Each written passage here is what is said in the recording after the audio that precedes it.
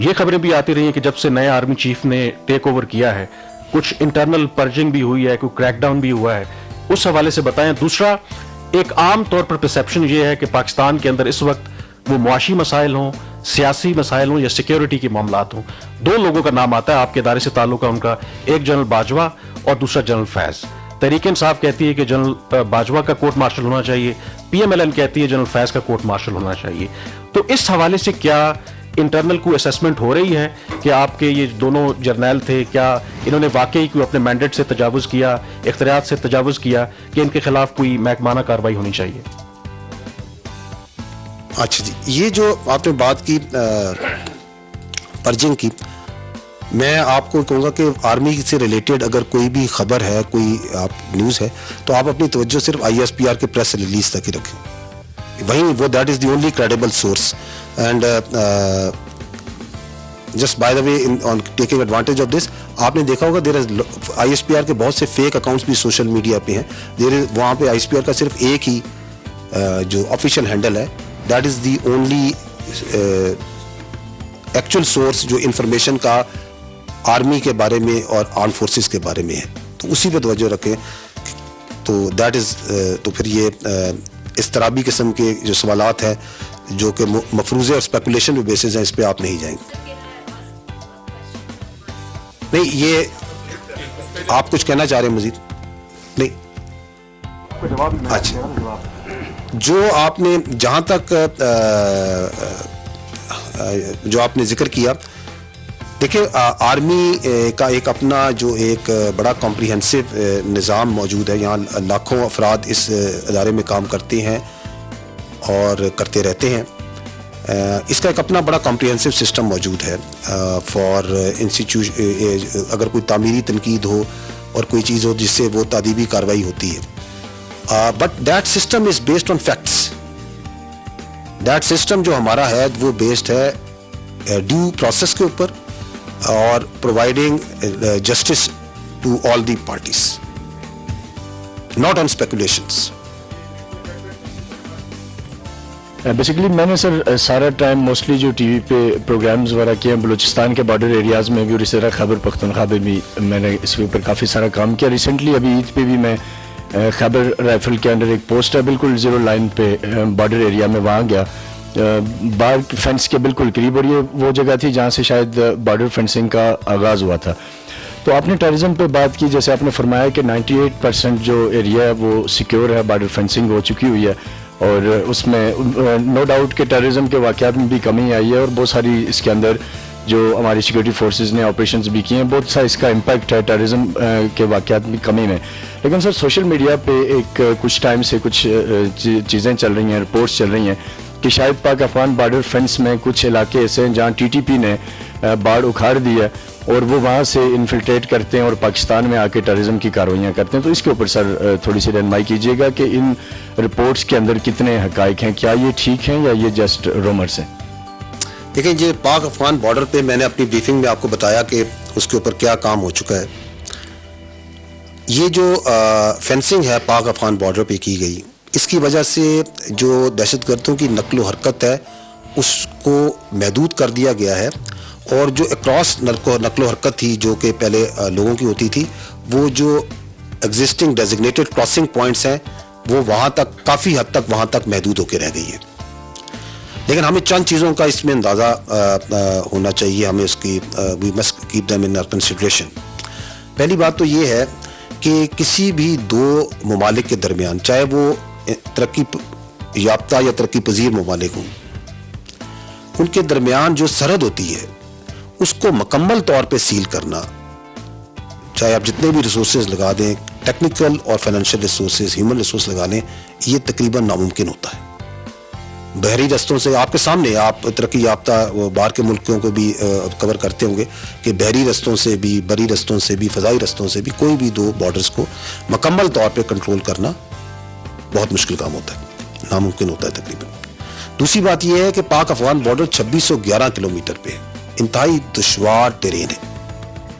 तीसरी बात यह है कि एक पेक्यूलियर सिचुएशन ये है कि पाकिस्तान के अंदर तकरीबन 50 लाख के लगभग अफगान मुहाजिरीन मौजूद हैं, ऑलरेडी मौजूद हैं। और चौथी बात, अगली बात ये आप समझें कि ये आपको यकीनन नॉलेज में होगी कि औसतन अगर आप देखें तो यौमिया तकरीबन 20,000 लोग क्रॉसिंग पॉइंट्स पे पाकिस्तान अफगानिस्तान को क्रॉस करते हैं। सैकड़ों नहीं, हजारों नहीं तो सैकड़ों गाड़ियां क्रॉस करती हैं। तो there is a lot of movement. हुकूमत पाकिस्तान की पूरी तवज्जो है इस जानिब में, और जितने मुतल्लिका इदारे हैं जो कि क्रॉस बॉर्डर मूवमेंट को डील करते हैं, स्पेशली जो डेजिग्नेटेड क्रॉसिंग पॉइंट्स पे हैं, दे आर वर्किंग कि उस मैकेनिज्म को मजीद इम्प्रूव किया जाए, उसको मजीद स्ट्रीमलाइन किया जाए। और इसके अलावा ये कि जो भी दो बॉर्डर होते हैं, अगर हम उनको देखें तो इसकी जो मैनेजमेंट है ये यकतरफा नहीं होती, वो दो मुल्कों का बॉर्डर होता है। तो जहाँ पे हुकूमत पाकिस्तान सिक्योरिटी नाफिज करने वाले इदारे, FIA, कस्टम्स और बाकी तमाम एक मरबूत तरीके से काम कर रहे हैं और मजीद करते रहेंगे। ये इंटरम अफगान गवर्नमेंट के साथ भी हुकूमती सतह पे ही बातचीत है कि वहाँ की जो उस साइड की भी सिक्योरिटी है और वहाँ पे भी जो अवामिल हैं और जो मैकेनिज्म है उनको फर्दर इम्प्रूव किया जाए।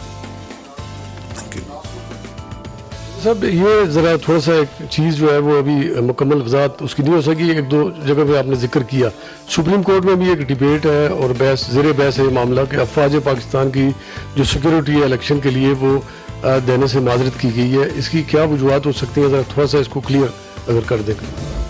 आई थिंक मैं इस बात को वाज़ेह कर चुका हूँ कि अफवाज पाकिस्तान की जो तैनाती है, चाहे वो इलेक्शंस के लिए हो, चाहे वो कुदरती आफात के लिए हो, चाहे वो पोलियो के लिए हो, सेंसस के लिए, इन एड ऑफ सिविल जितनी तैनाती है वो फेडरल गवर्नमेंट करती है और आर्टिकल 245 के तहत होती है।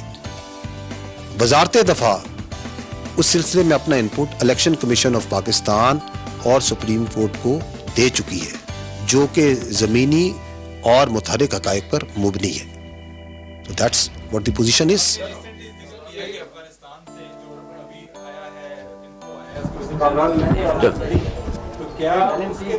जी ये काइंडली ये माइक में बोलने साहब की आवाज।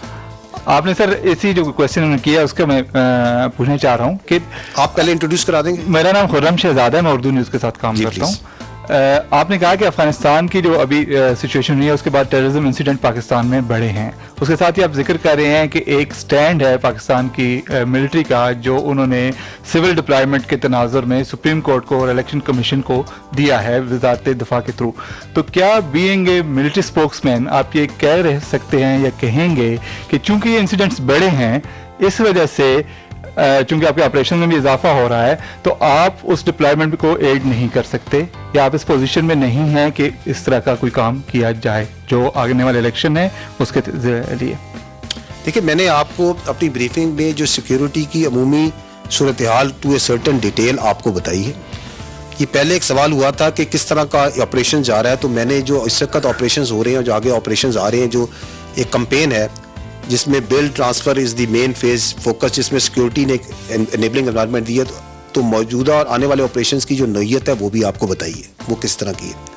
मैंने आपको ये भी बताया है कि हमारी जो सिक्योरिटी फोर्सेस की जो आर्मी की for any in aid of civil जो तैनाती है, जो डिप्लॉयमेंट है, इसकी मजाज हुकूमत पाकिस्तान होती है और हमने उसके ऊपर जो अपना मुफस्सल इनपुट है वो इलेक्शन कमीशन ऑफ पाकिस्तान को और सुप्रीम कोर्ट को भी डिटेल में बता दिया है। सुप्रीम कोर्ट के अंदर जो ब्रीफिंग हुई है उसमें इलेक्शन कमीशन ऑफ पाकिस्तान को दिया गया वो सारा इनपुट जो हमने देना था। जी कामरान यूसुफ, ये माइक इधर कर दीजिएगा जी। राणा साहब इंट्रोड्यूस भी करा दें। सोहेल राणा मेरा नाम है, मैं एडिटर हूँ पोस्ट और बागबान का। अर्ज ये है, कुलभूषण यादव हमारे पास है। कुलभूषण यादव का स्टेटस क्या है? क्या वो पाकिस्तान में है या सिविल गवर्नमेंट के पास है या मिलिट्री एस्टेब्लिशमेंट के पास है?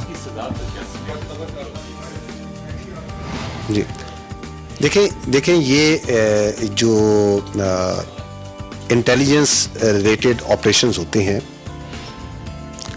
इनकी जो डेवलपमेंट है और जो इंटेलिजेंस ऑपरेशंस जो स्पाइस पकड़े जाते हैं, ठीक है ना, उसके ऊपर जो आप सवालात कर रहे हैं, I think the most appropriate forum जो इसका जवाब देने का है वो मिनिस्ट्री ऑफ फॉरेन अफेयर्स है, क्योंकि ये इंटर स्टेट रिलेशंस में आता है। ये GHQ is not the right agency जो कि इसके ऊपर आपको अपना इनपुट दे सकेगी। From express Tribune ji,